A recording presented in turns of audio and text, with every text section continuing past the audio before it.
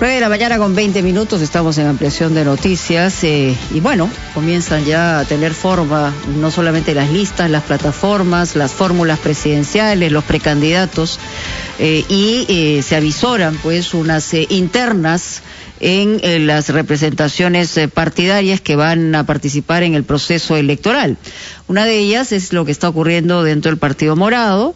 Ya se supo en la plancha presidencial con el señor Julio Guzmán quiénes los van a acompañar y precisamente estamos con la precandidata a la primera vicepresidencia del Partido Morado, que es la ex ministra Flor Pablo, a quien le damos la bienvenida.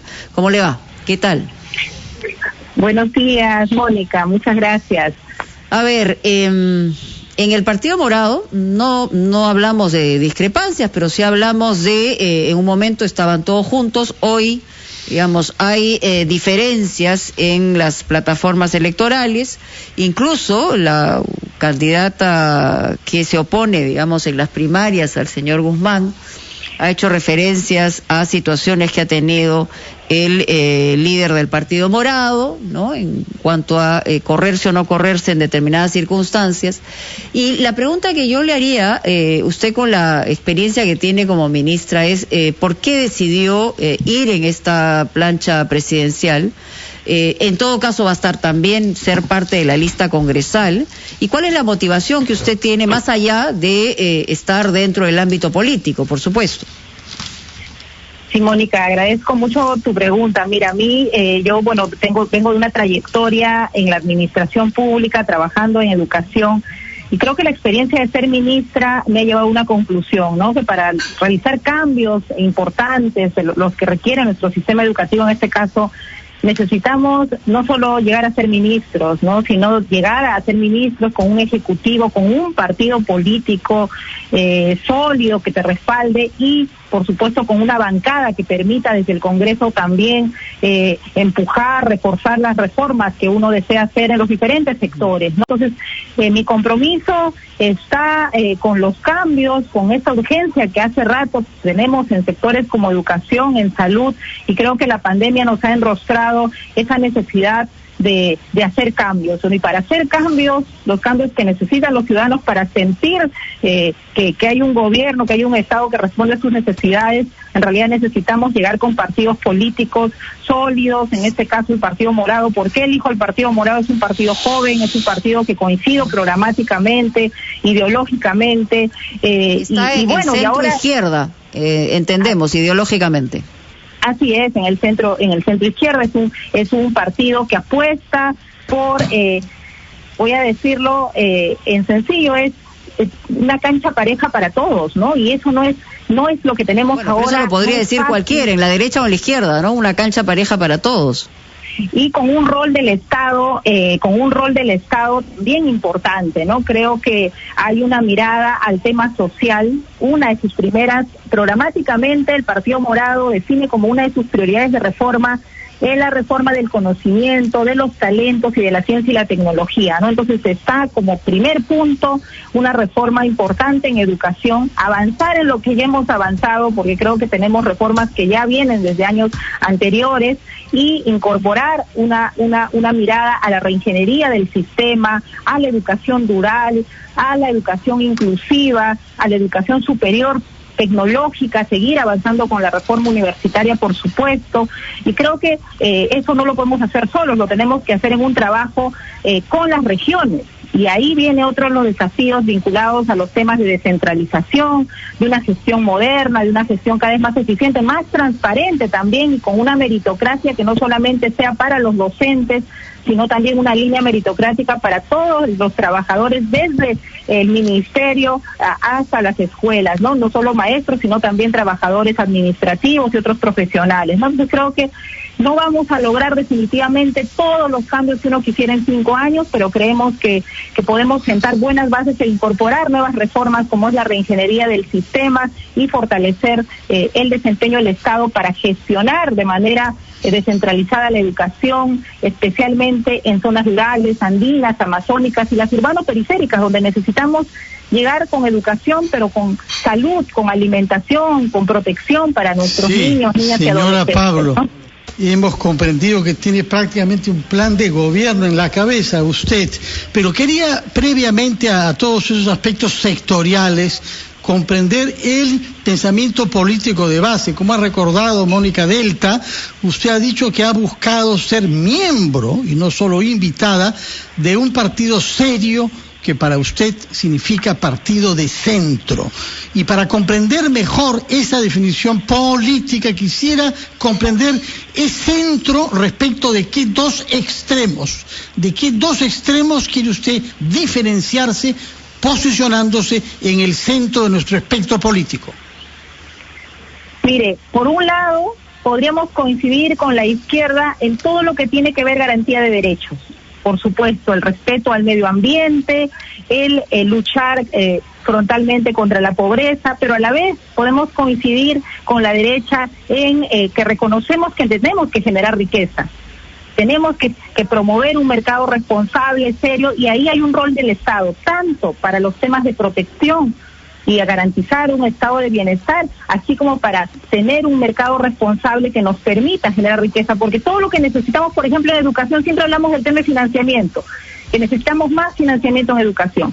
¿Eso cómo lo vamos a hacer? Tenemos que hacerlo, en realidad, ¿de dónde vienen los recursos? Vienen de los tributos. Entonces tenemos que plantear también ahí, y estamos viendo en el partido un tema a nivel de reforma tributaria, porque no va a haber otro camino y ver otros mecanismos en el corto plazo para poder atender lo que anteriormente he mencionado, como por ejemplo el tener atención integral a los ámbitos rurales, a nuestras poblaciones andinas, amazónicas. Eso no lo vamos a hacer con los mismos recursos que tenemos ahora. Señora Pablo, Mónica hablaba justamente a la congresista Carolina Lizárraga al comienzo de la entrevista, y ella ya se ha pronunciado respecto a la conformación de la plancha que encabeza Julio Guzmán. Ella dice que se confirma con esta plancha lo que ya había señalado, el centralismo limeño y el acercamiento al oficialismo que ha estado presente durante el último periodo, o sea, un sector de la bancada acercándose para ella en demasía al gobierno. ¿Cuál es su opinión al respecto y si esto no demuestra, este tipo de declaraciones, una fractura dentro del Partido Morado, con el descontento con la labor de ciertos dirigentes? Bueno, en realidad yo no tengo el gusto de conocer a la señora Carolina Lizárraga, pero lo que puedo decir es que el Partido Morado es uno, ¿no? Y lo que estamos viviendo y lo que estamos viendo ahora son efectivamente 3 listas que se presentan a la democracia interna, y que debiera ocurrir así en general en los partidos, ¿no? Salir de este esquema y de esta costumbre que tenemos. Pero usted sí ha sido una persona sumamente cercana dentro del gabinete al actual presidente Vizcarra, entonces por ahí viene la crítica. Mira, a mí cuando me convocan al gobierno no me convocan por ser la amiga del presidente, me convocan por mi trayectoria técnica, y creo que eso es algo en general que se ha reconocido, y ahora cuando me convocan también y me invitan a participar en el Partido Morado es por ese reconocimiento, esa trayectoria, ¿no? Yo creo que lo que yo le sumo, como le he sumado al gobierno, es mi experiencia, es mi compromiso, es mi apuesta por la educación. Yo soy fruto de la educación pública, eso realmente las decisiones que ha tomado la bancada. Las decisiones que ha tomado la bancada en su gran mayoría quizás no reflejan ese acercamiento hacia el gobierno, ¿cree usted?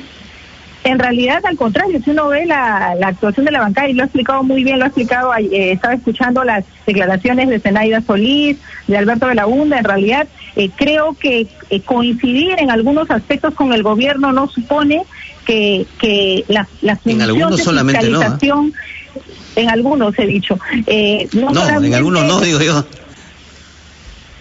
En todos quiere decir, Carlos. Claro, en muchos, diría yo, en muchos. Para entenderlo mejor. Pero coincidir no supone que uno está avalando. Yo creo que lo que hemos visto coincidir no es pactar, una bancada, parafraseando una frase histórica. Una bancada seria, y podemos revisar la trayectoria de la bancada, ¿no? Yo creo que todo en educación recientemente la oposición a un proyecto de ley que iba en contra de la ley de reforma. En realidad yo creo que el desempeño de nuestra bancada del Partido Morado es de las más serias y de las más responsables, ¿no? Y efectivamente en algunos casos se puede coincidir, pero eso no significa que se se queda en segundo lugar el rol de supervisión, de fiscalización que tiene que cumplir el Congreso, ¿no? Yo creo que ahí hay cosas que internamente se tienen que trabajar, pero el Partido Morado es uno y hay que ir a la democracia interna y que los militantes sean los que nos den su voto y su confianza. Señora Pablo, vamos a ir a una pausa, todavía hay varias preguntas pendientes, pero tenemos que cumplir con nuestros auspiciadores. Ya regresamos. Seguimos conversando aquí en Ampliación de Noticias con la exministra Flor Pablo, que ahora va a candidatear como aspirante a la primera vicepresidencia en la plancha presidencial que encabeza Julio Guzmán. Y yo quería preguntarle, Flor, me dio la impresión que cuando usted salió del gabinete del presidente Vizcarra en el Ministerio de Educación, salió con cierta frustración. Daba la impresión que usted consideraba que salía de manera prematura e innecesaria. Primero, si me confirma esa impresión. Y segundo, ¿qué piensa hoy de lo que está ocurriendo alrededor de las delaciones de aspirantes a colaboradores eficaces que acusan al actual presidente Vizcarra, cuando era gobernador, de haber recibido coimas?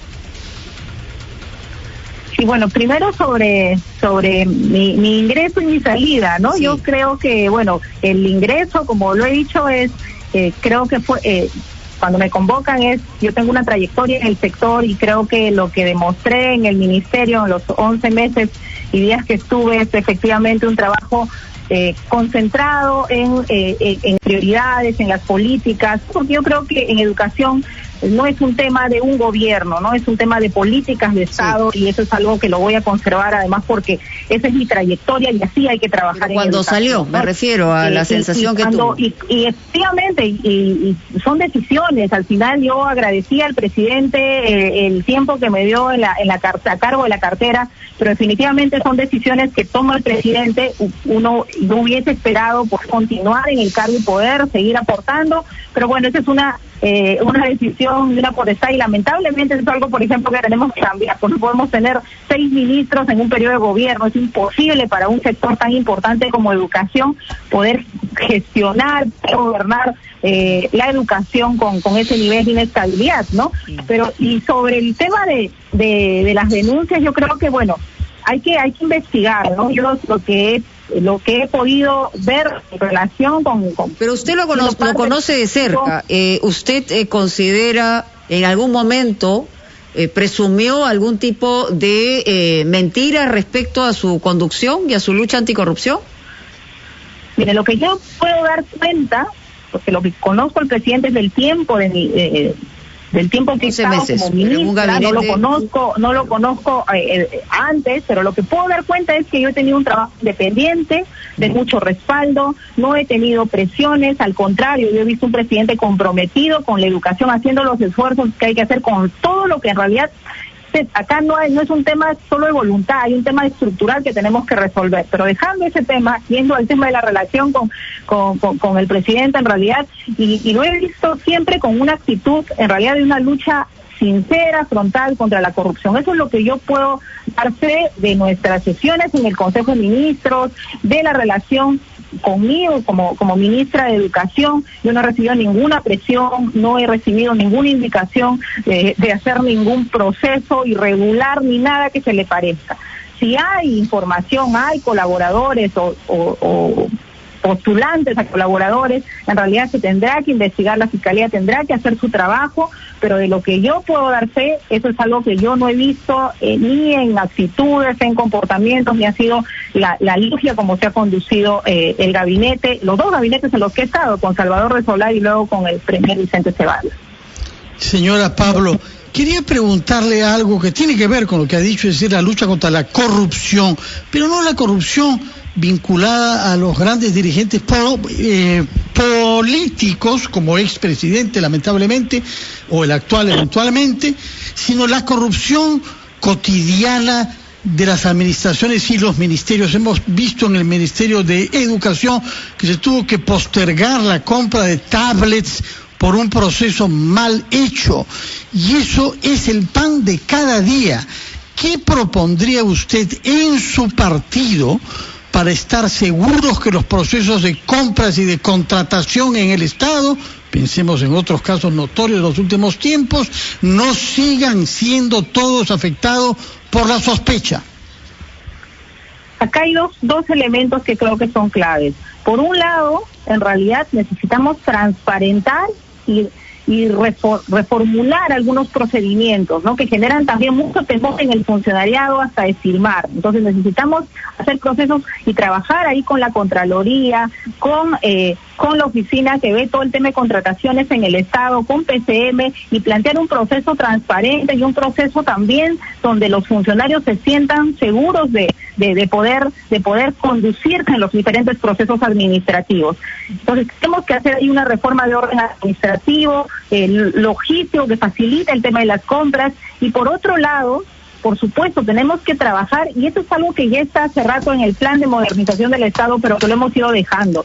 Tenemos que hacer que la meritocracia entre a la administración pública. ¿Eso qué quiere decir? Que tenemos que comenzar a trabajar en los trabajadores, desde los jefes, más los medios en general, tengan que ser parte del servicio civil. Creo que hay que profesionalizar más a nuestra administración pública y que sea una carrera, ¿no? Que sea una carrera que dé también seguridad y permita una trayectoria a los equipos que son responsables de estos procesos. Entonces, es el tema administrativo y los cambios que hay que hacer. Hay que poner el tema de transparencia, trabajar con los órganos de control y el tema de desarrollo de capacidades, sí, y de una carrera administrativa.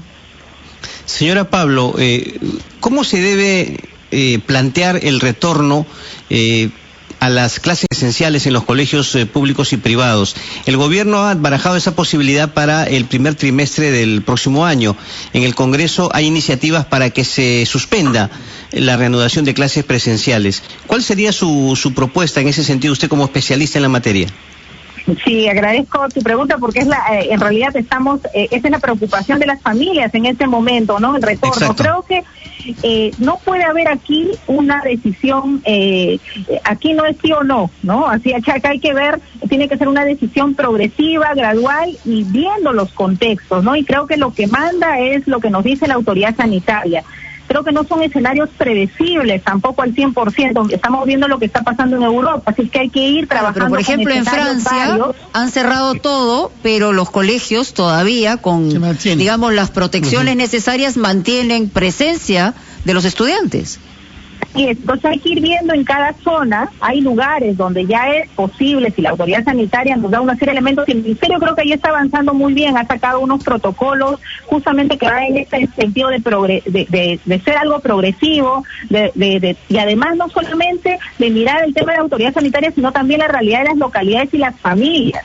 Porque si yo tengo una familia donde está compuesta por adultos mayores y mi riesgo de contagio al enviar a mis niños es alto, la familia también tomará algunas decisiones, o los propios maestros que también son adultos mayores. Entonces, esa es una decisión que hay que verla en cada lugar, y ahí tiene que funcionar la dirección regional, la SUGEL, la comunicación con las escuelas, con las familias, pero efectivamente tenemos que ir apostando a un retorno progresivo, teniendo todos los cuidados y los protocolos, ¿no? Creo que con esta ley que planteaba el congresista, efectivamente, es una ley que no tiene sentido. Lamentablemente incluso va en contra de lo que sería el rol rector del ministerio. No es una ley, no es el Congreso lo que va a definir si hay o no hay clases, ¿no? Acá hay un Ministerio de Educación que tiene ese rol, y tomando en cuenta lo que diga el Ministerio de Salud, cómo se vayan manejando los escenarios, lo que hay que asegurar, y también aquí, ¿por qué es tan importante el retorno, no? Y por qué tenemos que hacer los esfuerzos cuidando lo primero, que es la salud y la vida,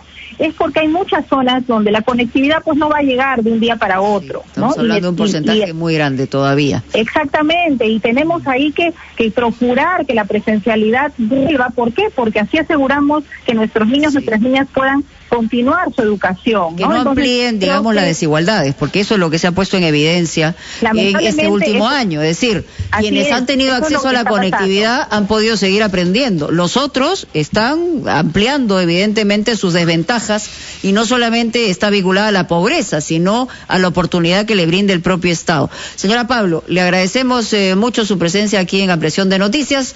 Vamos a una pausa y regresamos.